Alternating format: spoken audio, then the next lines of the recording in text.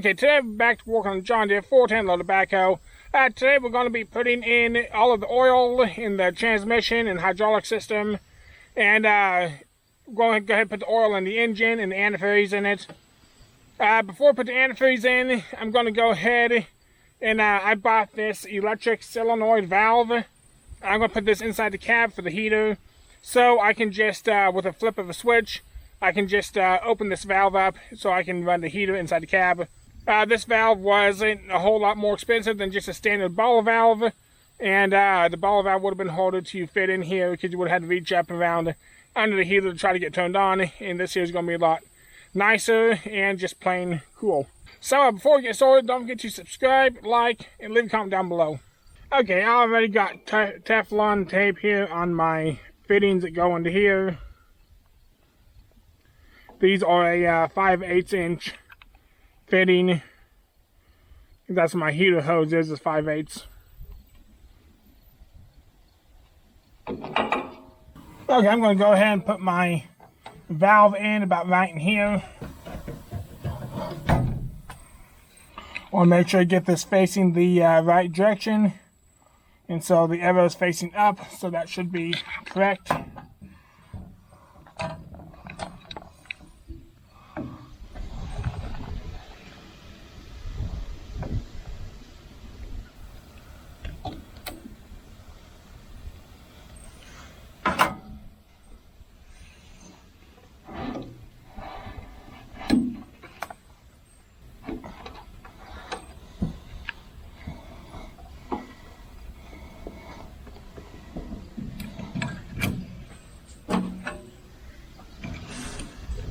Okay, should just tighten this hose clamp up and we should be done.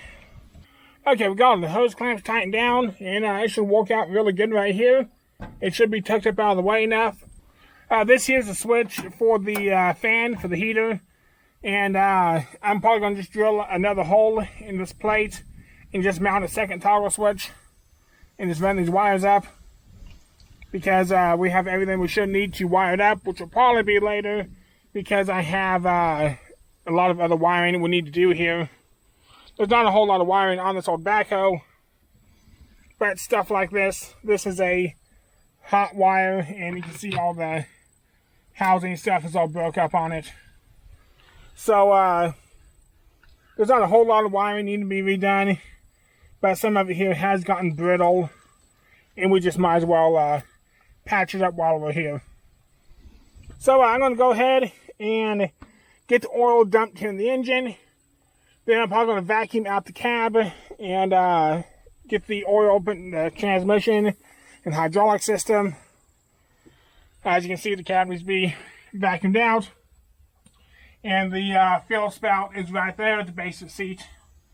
So I'll probably get it cleaned up here and start getting oil dumped in it.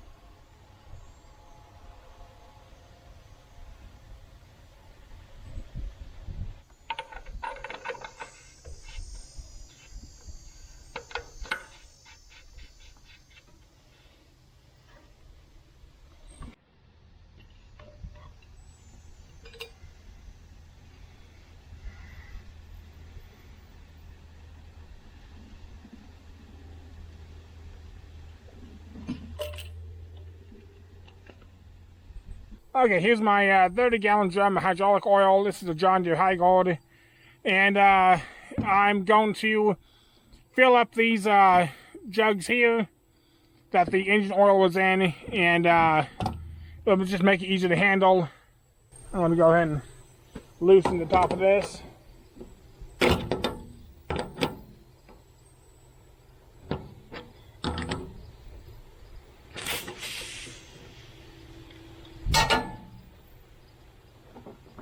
I actually borrowed this oil spout to make this job way easier.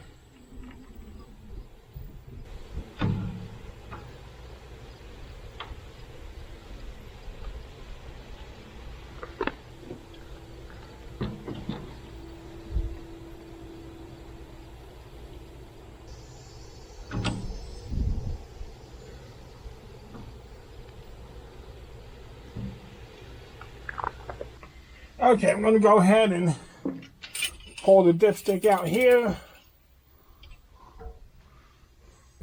For a funnel, I'm just using an oil bottle that's been cut open.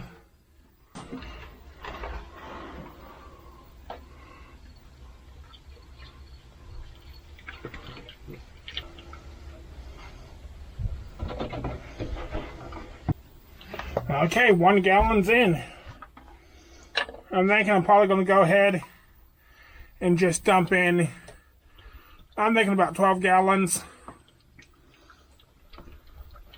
We took out around 10 gallons, maybe a little more.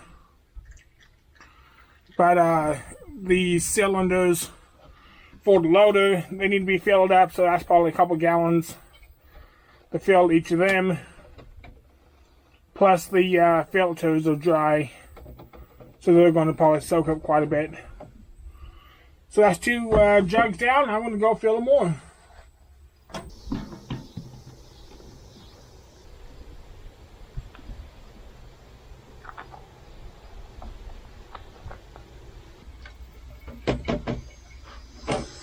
Okay, that's 4 gallons. I think I might save you guys a lot of time and turn the can back on once I get finished here. Okay, I just put 10 gallons in it, and I checked the fluid level, and it shows it's just a little bit overfull. So I'm probably going to just leave it right there for right now until I get the cylinders on and get it running. You're supposed to check the fluid once the transmission is warmed up, but obviously I can't do that right now since I have not got this engine running yet. So I'm probably going to go ahead and leave that where it's at and go ahead and get the coolant topped off, and we're probably getting close to done here.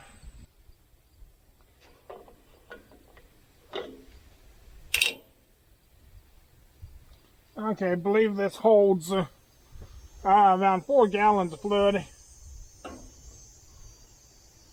So I'm going to do 2 gallons of antifreeze and 2 gallons of water.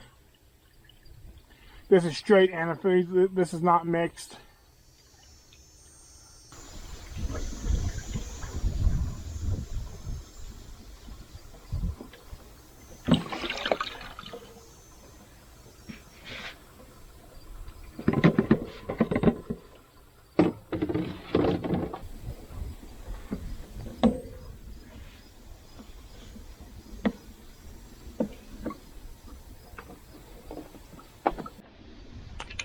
Okay, got 2 gallons of antifreeze dumped in it.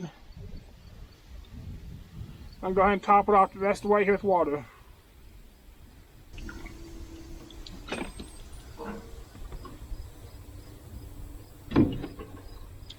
Looks like we might have some soldering we need to do around this bracket here,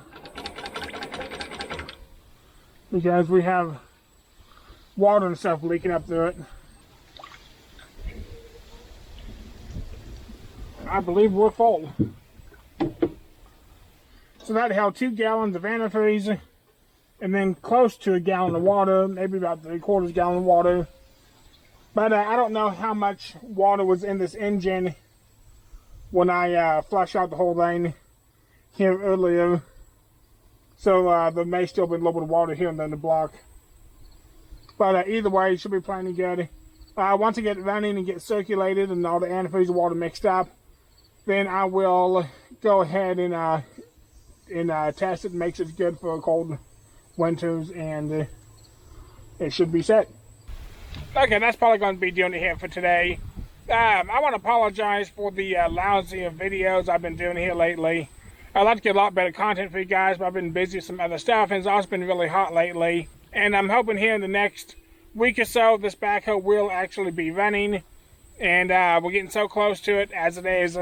And I can actually going to be doing a little bit of wiring on it, and I'm not sure if I'm going to bother doing a video on it because there's so little wiring. I'm just replacing a couple that the housing has gotten old on and cracked up. So I'm hoping to get that done here possibly this weekend. Then a few other small things like getting the air cleaner assembly put on and some stuff like that, and Then we can get the loader set into place, get cylinders mounted, and we should be ready to start it up. And I really appreciate everybody sticking with me and all the new subscribers, all the views I've been getting. And if you're not subscribed, it'd be great if you would. And leave comments down below. Give the video a thumbs up, helps people see them, and makes my channel grow a little more. And as much as I hate to admit it, I have started a TikTok channel, so you can see some kind of behind-the-scenes stuff and some other things that normally are in my videos, or you can kind of see what's going on before my videos are released. And I'll put the link somewhere down below here in the description. So I appreciate you guys watching, and I guess I'll see you next week.